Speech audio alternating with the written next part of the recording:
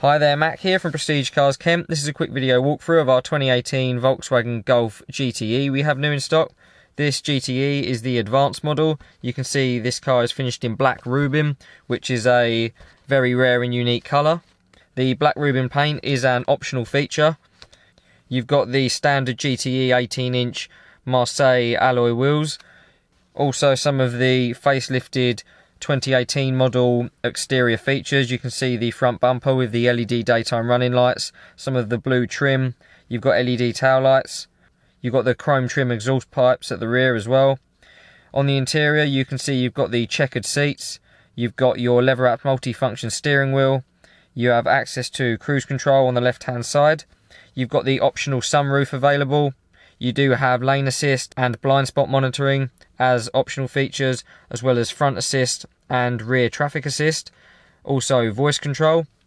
On the center console you can see the rear view camera, which is another optional feature.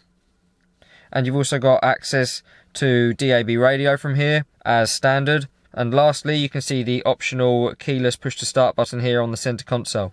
If you'd like any more information on this 2018 Golf GTE, please contact one of our sales team through the number provided at the end, or inquire through our website.